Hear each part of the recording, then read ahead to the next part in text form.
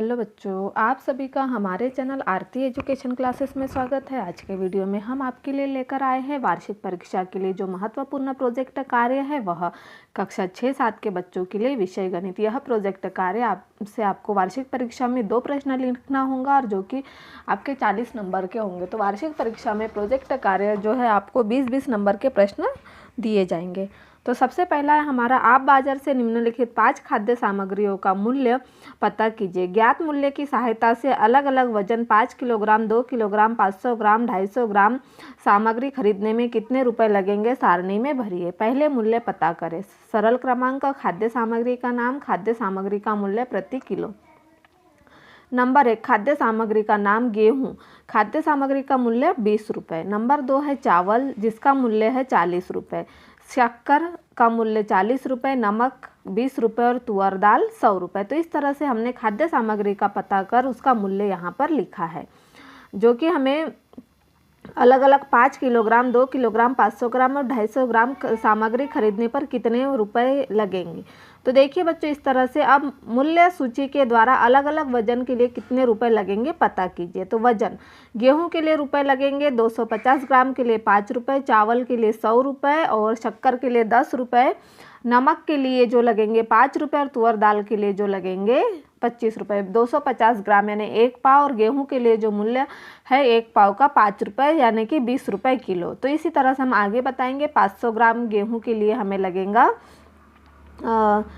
10 रुपये, 20 रुपये और यह हमें शक्कर के लिए लगेंगे 20 रुपये, नमक के लिए 10 रुपये और तुअर दाल के लिए 50 रुपये। उसी तरह 2 किलोग्राम और 5 किलोग्राम का हमने यहाँ पर निकाल के आपको लिखकर बता दिया है। इस तरह से आप इसे बना लिए। 2 किलोग्राम का हमें 40 रुपये, 80 रुपये, 80, 40 और 200 रुपये लगेंगे। 5 किलोग्राम के 100 रुपये, 200 रुपये, 200 रुपये, 100 रुपये और 500 रुपये लगेंगे। उसके बाद अगला प्रोजेक्ट कार्य है प्रोजेक्ट कार्य नंबर 2। विद्यार्थी कक्षा 6, 7 व 8 की गणित विषय की पाठ्य पुस्तकों तथा अन्य सामग्रियों की सहायता से किन्हीं 5 गणितज्ञों की जानकारी एकत्र कर नीचे दी गई सारणी को पूर्ण करें एवं निम्नांकित प्रश्नों के उत्तर लिखिए। गणित का नाम, जन्म तिथि, जन्म स्थान, शिक्षा, खोज, गणित में योगदान। नंबर 1 है श्रीनिवास रामानुजन, जन्म तिथि 22 दिसंबर 1887, जन्म स्थान है तमिलनाडु, शिक्षा है केम्ब्रिज विश्वविद्यालय और खोज गणित में योगदान थीटा, फलन, कृत्रिम थीटा, फलन, शोल्डर नर्स स्थिरांक। फिर है शकुंतला देवी की जन्म तिथि 4 नवंबर 1929, बेंगलुरु कर्नाटक, जन्म स्थान, शिक्षा है यूनिवर्सिटी ऑफ मैसूर और खोज गणित में योगदान है वर्ष 1977 में शकुंतला ने 201 अंकों की संख्या का 23वां वर्गमूल बिना कागज कलम के निकाला। फिर है आर्यभट्ट, आर्यभट्ट की जन्म तारीख है दिसंबर 476 ईस्वी से पूर्व और इनका जन्म हुआ पाटलिपुत्र, पटना, बिहार में। इन्होंने उच्च शिक्षा विश्वविद्यालय से प्राप्त की और इन्होंने क्या खोज किया, अंक गणित, खगोल विज्ञान, बीज गणित, सरल त्रिकोणमिति का वर्णन इन्होंने किया है। फिर इस तरह से हम आगे बढ़ते हैं। प्रश्न नंबर, अपने 2 प्रश्नों के उत्तर हमने यहाँ बता दिए, इसे आप लिख लीजिए। अपने माता पिता, भाई बहन आदि व अन्य संसाधनों के मदद से जानकारी पता करने का प्रयास करें। प्रश्न नंबर 1 है, तीनों में किस गणितज्ञ का जन्म सबसे पहले हुआ। तीनों में आर्यभट्ट गणितज्ञ का जन्म सबसे पहले हुआ। और उसके बाद नंबर 2 है, तीनों में से कौन से गणितज्ञ मध्य प्रदेश के हैं। तीनों में से कोई भी गणितज्ञ मध्य प्रदेश के नहीं हैं। फिर नंबर 3 है, किन किन गणितज्ञों का जन्म ईसा पूर्व हुआ था एवं किन गणितज्ञों का जन्म ईसवीं शताब्दी में हुआ था। आर्यभट्ट का जन्म ईसा पूर्व हुआ था एवं श्रीनिवास रामानुजन, शकुंतला देवी का जन्म ईसवीं शताब्दी में हुआ था। तो इस तरह से हमने प्रश्न नंबर 3 का उत्तर कर दिया। अब हम देखते हैं अगला प्रोजेक्ट कार्य। हमने 2 प्रोजेक्ट कार्य पूर्ण कर दिए हैं। अगला प्रोजेक्ट कार्य है प्रोजेक्ट कार्य नंबर 3। निर्देश, विद्यार्थी अपने घर या आसपास के परिवेश में कम से कम 9 वर्गाकार या आयताकार वस्तुओं का अवलोकन कर उसका चयन करें। चयनित वस्तुओं की लंबाई एवं चौड़ाई सेंटीमीटर में मापकर निम्नांकित सारणी में पता करें। हमें क्या करना है, हमारे घर या आसपास के परिवेश से कम 9 वर्गाकार आयताकार वस्तुओं का अवलोकन करना है। तो सबसे पहले वस्तु का नाम, वस्तु की लंबाई, वस्तु की चौड़ाई, परिमाप और क्षेत्रफल। सब बिस्कुट जो हमें दिखता है इसकी वस्तु की लंबाई 5 सेंटीमीटर, चौड़ाई 2 सेंटीमीटर, परिमाप 14 सेंटीमीटर, क्षेत्रफल 10 सेंटीमीटर वर्ग। पुस्तक की लंबाई 30 सेंटीमीटर, वस्तु की चौड़ाई पुस्तक की चौड़ाई कितनी है? 15 सेंटीमीटर, परिमाप 90 सेंटीमीटर और क्षेत्रफल 450 सेंटीमीटर वर्ग। पलंग 140 सेंटीमीटर, चौड़ाई 80 सेंटीमीटर, परिमाप 440 सेंटीमीटर और क्षेत्रफल 11,200 सेंटीमीटर वर्ग। मोबाइल 10 सेंटीमीटर, वस्तु की चौड़ाई 5 सेंटीमीटर, परिमाप 30 सेंटीमीटर और क्षेत्रफल 50 सेंटीमीटर वर्ग। खिड़की, वस्तु की लंबाई 60 सेंटीमीटर और इसकी चौड़ाई 40 सेंटीमीटर, परिमाप 200 सेंटीमीटर और क्षेत्रफल 2400 सेंटीमीटर। दरवाजा 150 सेंटीमीटर, वस्तु की चौड़ाई 90 सेंटीमीटर, परिमाप 480 सेंटीमीटर और क्षेत्रफल 13,500 सेंटीमीटर वर्ग। टीवी का 60 सेंटीमीटर इसकी लंबाई है, इसकी चौड़ाई है 30 सेंटीमीटर और परिमाप 180 सेंटीमीटर और क्षेत्रफल 1800 सेंटीमीटर वर्ग। कूलर की लंबाई है 60 सेंटीमीटर, वस्तु की चौड़ाई 40 सेंटीमीटर और परिमाप 200 सेंटीमीटर, क्षेत्रफल 2400 सेंटीमीटर वर्ग। और बोर्ड है, बोर्ड की लंबाई है 90 सेंटीमीटर, चौड़ाई है 60 सेंटीमीटर, परिमाप 300 सेंटीमीटर और क्षेत्रफल 5400 सेंटीमीटर वर्ग।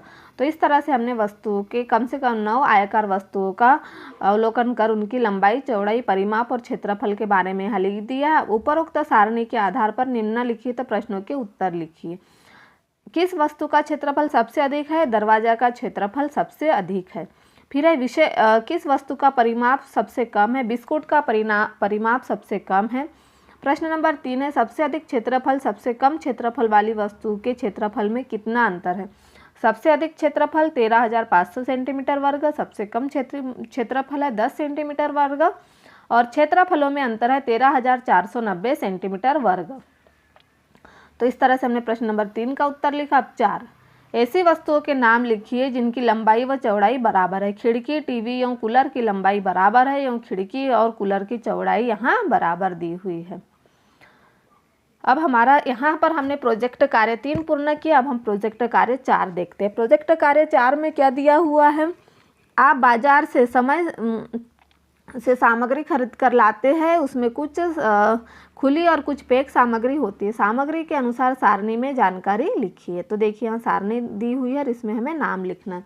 कार्य का विवरण, बिंदु, नाम, 1 मार्क है या नहीं, वजन, कीमत, सामग्री उपयोग का विवरण। कोई 5 पैक वस्तुओं की जानकारी, तेल, चाय पत्ती, साबूदाना, नमक, निरमा, ये 5 वस्तुएं। तो देखिए तेल 1 मार्क है, हाँ। ये 1 kg, इसकी कीमत 130 रुपये और सब्जी बनाने में उपयोग होता है। चाय पत्ती 1 मार्क नहीं है, 1 kg जो कि 380 रुपये की है, चाय बनाने में उपयोग होती है। साबूदाना 1 मार्क है, 1 kg 70 रुपये, यह उपवास के लिए काम में आता है। नमक 1 मार्क नहीं है, इसका वजन 1 kg है और इसका मूल्य 20 रुपये है, सब्जी बनाने में उपयोग होता है। निरमा 1 मार्क नहीं है, इसका वजन 1 kg है, कीमत 40 रुपये, कपड़े धोने में उपयोग होता है। उसी तरह हम देखेंगे 5 वस्तुएं जो कि जानकारी खुली 5, दाल, शक्कर, धना, मिर्च, हल्दी। तो 1 kg 100 रुपये सब्जी बनाने में उपयोग होता है। शक्कर 1 kg 40 रुपये मिठाई एवं चाय बनाने में। धना 1 kg 160 रुपये मसाला बनाने में। मिर्च 1 kg 200 रुपये सब्जी बनाने में। हल्दी 1 kg 180 रुपये सब्जी एवं दवाई बनाने में उपयोग में होता है। फिर देखिए यहाँ दिया हुआ आपके गांव, शहर, वार्ड में किन किन वस्तुओं की बिक्री हेतु दुकानें उपलब्ध है, उनके बारे में लिखे। हमारे गांव या शहर में किराना दुकान उपलब्ध है जिसमें हमारे दैनिक उपयोग की सभी वस्तुएं मिल जाती हैं। सब्जी दुकान उपलब्ध है जिसमें सभी प्रकार की ताज़ी सब्जी मिलती है। कपड़ा दुकान उपलब्ध है जिसमें सभी प्रकार के कपड़े मिल जाते हैं। फिर है आपके यहाँ दैनिक उपयोग में कौन कौन सी वस्तुएं उपयोग में लाई जाती है, उसके बारे में लिखिए। उपयोग में आने वाली वस्तुओं के नाम, कूलर, पंखा गर्मी के लिए, बर्तन भोजन के लिए, अलमारी सामान रखने के लिए, पलंग सोने के लिए, पानी पीने और अन्य काम के लिए, कुर्सी टेबल बैठने और पढ़ने के लिए उपयोग आते हैं। फिर यह वस्तुएं कैसे तैयार होती है पता लगाइए। कूलर पंखा मशीनों या मिस्त्री द्वारा तैयार किया जाता है। बर्तन मशीनों द्वारा तैयार किया जाता है। अलमारी मिस्त्री द्वारा तैयार की जाती है। पलंग मिस्त्री बनाता है। पानी वर्षा, तालाब, नदी आदि से प्राप्त होता है और कुर्सी टेबल मिस्त्री द्वारा तैयार किया जाता है। फिर हम देखेंगे प्रोजेक्ट कार्य 5। आपके घर में समतल पृष्ठ वाली बहुत सी वस्तुएं उपलब्ध है, उसके नाम लिखकर उनकी लंबाई चौड़ाई मापकर क्षेत्रफल ज्ञात कीजिए और सारणी में लिखिए। वस्तु का नाम, लंबाई सेंटीमीटर, चौड़ाई सेंटीमीटर, क्षेत्रफल वर्ग सेंटीमीटर। मेज लंबाई 80 सेंटीमीटर, चौड़ाई 40 सेंटीमीटर, क्षेत्रफल 3200 वर्ग सेंटीमीटर है। फिर पुस्तक 20 सेंटीमीटर, चौड़ाई 10 सेंटीमीटर, क्षेत्रफल 200 वर्ग सेंटीमीटर। मोबाइल की लंबाई 10 सेंटीमीटर, चौड़ाई 5 सेंटीमीटर, क्षेत्रफल 50 वर्ग सेंटीमीटर। माचिस की डिब्बी 6 सेंटीमीटर, चौड़ाई 2 सेंटीमीटर, क्षेत्रफल 12 वर्ग सेंटीमीटर। दरवाज़ा 100 सेंटीमीटर, चौड़ाई 60 सेंटीमीटर, क्षेत्रफल 6000 वर्ग सेंटीमीटर। कूलर 60 सेंटीमीटर और इसकी चौड़ाई 40 सेंटीमीटर, 2400 वर्ग सेंटीमीटर इसका क्षेत्रफल है। फिर टीवी की लंबाई 60 सेंटीमीटर, चौड़ाई 30 सेंटीमीटर और क्षेत्रफल है 1800 वर्ग सेंटीमीटर। फिर बोर्ड की लंबाई 80 सेंटीमीटर, चौड़ाई 30 सेंटीमीटर और 2400 वर्ग सेंटीमीटर इसका क्षेत्रफल है। फिर पलंग 140 सेंटीमीटर, 60 सेंटीमीटर, 84,000 वर्ग सेंटीमीटर इसका क्षेत्रफल है। फिर खिड़की की लंबाई 60 सेंटीमीटर, चौड़ाई 40 सेंटीमीटर और 2400 वर्ग सेंटीमीटर इसकी क्षेत्रफल है। तो इस तरह से हमने इसके बारे में यहाँ पर वस्तुओं की जानकारी लेकर उनकी लंबाई और चौड़ाई हमने यहाँ ज्ञात की है। अब आगे देखते हैं इसमें क्या पूछा गया। उपरोक्त सारणी के आधार पर प्रश्नों के उत्तर दीजिए। किस वस्तु का क्षेत्रफल सबसे अधिक है? पलंग का क्षेत्रफल सबसे अधिक है। और दी गई वस्तुओं में सबसे कम क्षेत्रफल वाली वस्तु का नाम व क्षेत्रफल लिखें। सबसे कम क्षेत्रफल वाली वस्तु माचिस की डिब्बी है, जिसमें क्षेत्रफल 12 वर्ग सेंटीमीटर है। दरवाजे का क्षेत्रफल पुस्तक के क्षेत्रफल से कितना अधिक है? दरवाजे का क्षेत्रफल 6000 वर्ग सेंटीमीटर, पुस्तक का क्षेत्रफल 200 वर्ग सेंटीमीटर और अधिक 5800 वर्ग सेंटीमीटर। दरवाजे का क्षेत्रफल पुस्तक के क्षेत्रफल से 5800 वर्ग सेंटीमीटर अधिक है। फिर प्रश्न नंबर 4 है, सबसे अधिक क्षेत्रफल व सबसे कम क्षेत्रफल में कितना अंतर है?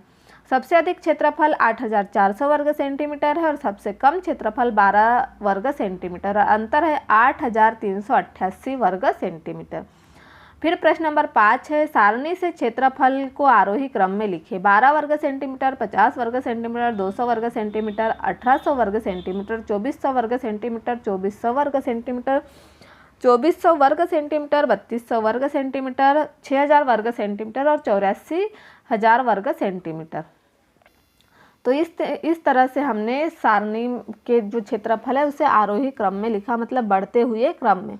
तो इस तरह से जो प्रोजेक्ट कार्य 5 है उसे भी हमने यहाँ पूर्ण कर दिया है। तो इस तरह से आप भी प्रोजेक्ट कार्य 5 दिए हुए हमने कक्षा 6 और 7 के बच्चों के लिए, इसमें से कोई भी आपको 2 लिखना है जो आपको अच्छा लगे।